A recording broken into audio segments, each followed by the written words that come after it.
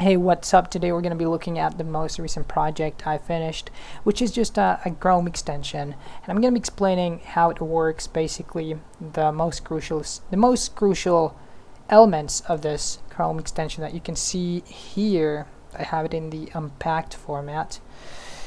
I'm going to go to the manager, and so I have it here. It's a custom ad blocker. As you can see, it blocks distracting ads and hides ad elements. Doesn't have a logo yet, but if we open it, I have a nice pop-up that I built and styled myself here, Adblocker. You can turn it off and turn it on, so it, like, I guess you know what it is. It blocks ads, and I'm gonna show it with this website. This is one of the websites that I use often to look up words in English, and if I turn it off, you can see how the ads immediately pop up. We have one over here, we have two over here, and then a bunch of ads everywhere on the side that are very distracting when you want to just search for a word. So turn on the ad blocker I built, and every ad disappears. And actually, these white spaces should also disappear. I'm gonna reload the page. That's what it needed. Now there are no white spaces anywhere, as you can see, not here, not on the top, not between the idioms. So it's all good. You can search any word and you'll have no ads anywhere. So pretty good, right? And you can try it with other websites you can try it on other websites as well. Let me try it on another website. Okay, so I just found a website here, Pixelar, and while they do detect that I have my ad blocker on, I still see on the you can see the ad right there on the bottom corner. I guess my ad blocker doesn't block those kind of ads, right? Maybe it only blocks some, but it still detects that I have an ad blocker on, so it means it's working. Now let's get to the code. Now let's get to the important part and how this works, right? The core of this. We're gonna start with the most important file, which is manifest.json. On the top here you can see it. Manifest.json does a couple of things. First, this is what every extension of Chrome has to have. It's what every extension of Chrome uses. And the first thing that it does is that it tells the extension the name. So it's telling it the name, in this case my custom ad blocker, which I'm gonna change the name, by the way, to just ad blocker. Version 2.1, and it tells it that, and it has a description. It blocks distracting ads. That's what I read earlier. It tells it what permissions we need to use. We need to use the storage so that it can remember whether we have it on or off. It needs to have storage for that to work. So we need to use the storage, and we need permission for that.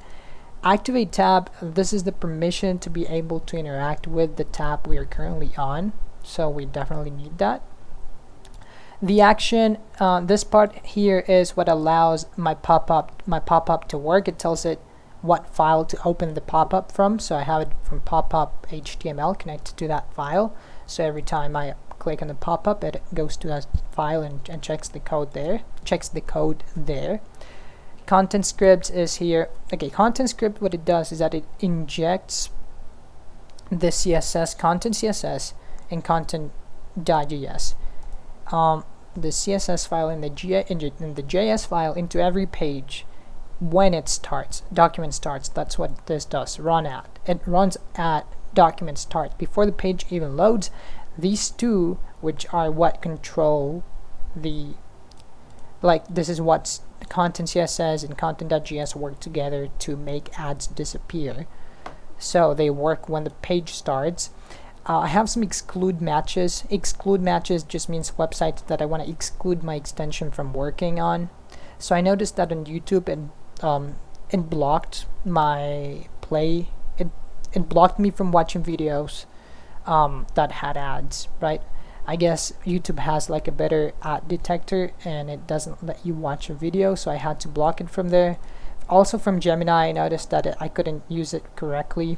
It was giving me some trouble, so I had to exclude it from there as well. So in short, manifest.json tells the Chrome extension what pages it should run on, what permissions it needs, and what user interface to show on the pop-up. Okay, the next file we're going to be looking at is going to be content.js. Now what content.js does, content.js will check over here, down here, here, chrome.storage.local. It checks to know whether the pop-up on the right is turned on or turned off. Basically, if we have turned on the ad blocker, if we have not, then it's off.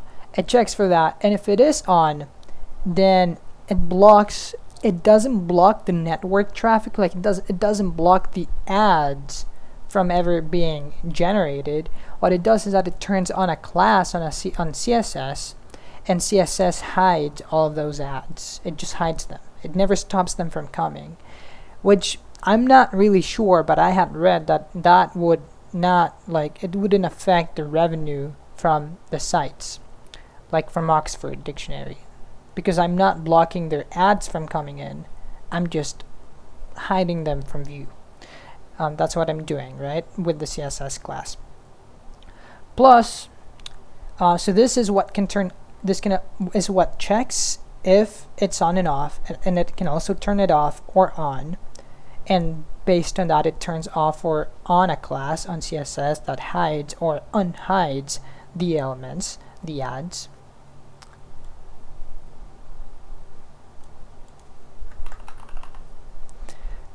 This function stop blocking, this function stop blocking, what it does is that it just stops blocking and pushes the ads. It lets them be visible.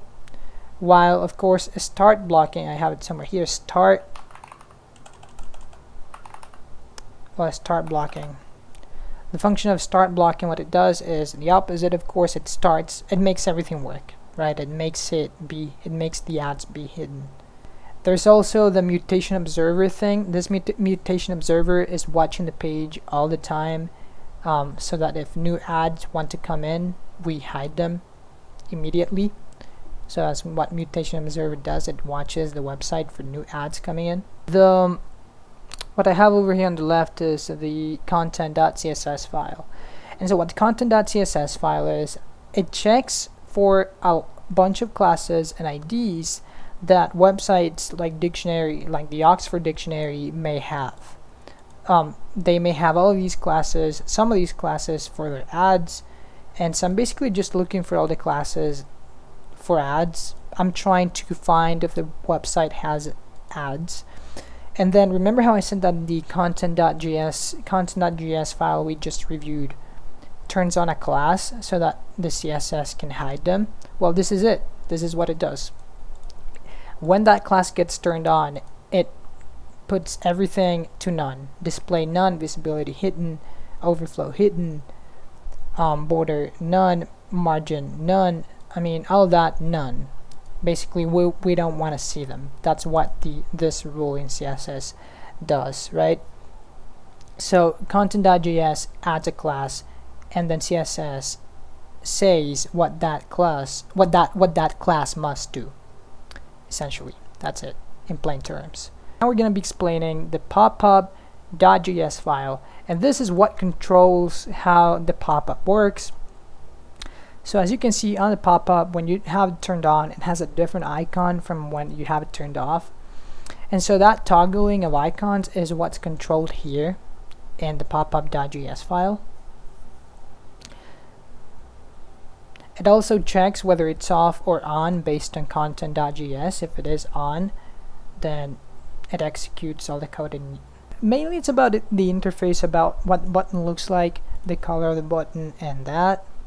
And so those are the main, like, most crucial elements that make this extension work. Now behind it, I have the website Sci-Fi, which is a website I made months ago, but I just recently added the Adblocker tool. There's going to be a link in the description. You can visit the website. It's live. And I just made this part I just made this part of the website that basically just gives you instructions to download and test the Adblocker. Here's a photo of what it looks like, some instructions on the website, some instructions of how to install it through Load Unpacked, and then you can click on that download release from GitHub. That'll take you to my GitHub where I have released the zip code, and then when you download that file, it's gonna look like this. Okay, it looks a bit ugly, but it's right there on the left. It's gonna look like this folder, and it's gonna have all the files. From there, you can just follow the instructions from the GitHub file. I'm not from here. I'm sorry. I just downloaded it again. I could go to the Adblocker repository, and then I have a big README, and then I have a long README file that I made here where it tells you all the instructions and stuff.